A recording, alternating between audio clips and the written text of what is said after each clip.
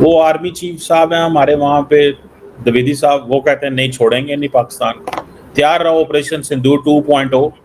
और उनके साथ वो विरक साहब भी खड़े हुए थे, फॉर्मर यहाँ पे जो होते थे मिलिट्री अटैची।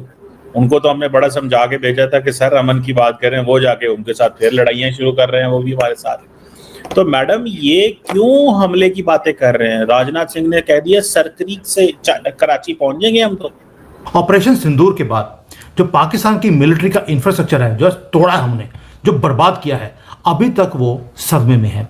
12 से लेकर 13 पाकिस्तानी फाइटर जेट्स को डिस्ट्रॉय किया। ये तो अब हमने विद प्रूफ दिखा दिया कि 6 हमने ऊपर गिराए हवा में, बाकी के जो बेस में थे वहीं पर जाकर हमने खत्म कर दिया। 11 इनकी एयर बेसिस को हमने हिट किया है।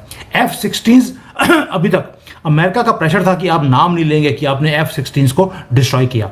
जब डोनाल्ड ट्रंप नहीं हटे तो हमारे जो आर्मी चीफ हैं उन्होंने बोलना शुरू कर दिया नाम लेकर कि F-16 को भी हमने डिस्ट्रॉय किया है, नेम लिया है पब्लिकली। भाड़ में जाओ, तुम्हारा प्रेशर किसी का भी हम सहन नहीं करेंगे। सर आपने सबसे पहले घबराना नहीं है। यहाँ पे जो इमरान खान कहा करते थे ना, वो मैं आपसे कह रही हूँ, आपने सबसे पहले घबराना नहीं है सर, अपनी तैयारी मुकम्मल रखें। वो तो अच्छी बात है, बताकर हमला करेंगे। अब पहले तो उन्होंने बिना बताए कर दिया था, लेकिन ये जरूर है कि जाहिर है कि दोनों कंट्रीज में ये कब ऐसा वक्त नहीं आया जब आपको ये लगाओ कि भारत अटैक नहीं करेगा, या कब भारत को ऐसा लगा कि पाकिस्तान की तरफ से कोई गड़बड़ नहीं की जाएगी।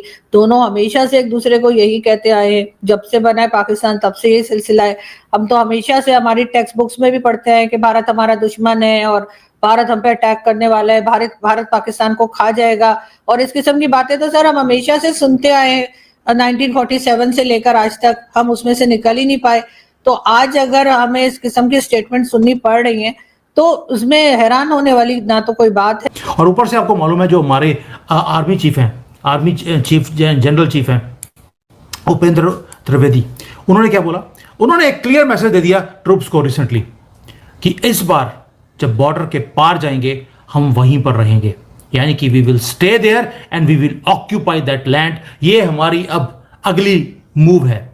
डिफेंस मिनिस्टर ने पाकिस्तान को बोल दिया कि तुम्हारी ज्योग्राफी अब खत्म करने वाले हैं, ये हमारी तैयारी है ना कुछ। हाँ ये जरूर है कि हमारी जो मिलिट्री इस्टेब्लिशमेंट है और हमारी जो फौज है उनको फिर अपनी तैयारी पकड़ लेनी चाहिए, इसलिए कि इनको इसी काम के लिए तो तनख्वाह मिलती है ना। इन्हें सियासत करने के लिए या गवर्नमेंट लाने ले जाने के लिए, गिराने के लिए, या जो पॉलिटिशियंस हैं उनको फांसी देने के लिए, अरेस्ट करने के लिए थोड़ी रखा है पब्लिक ने।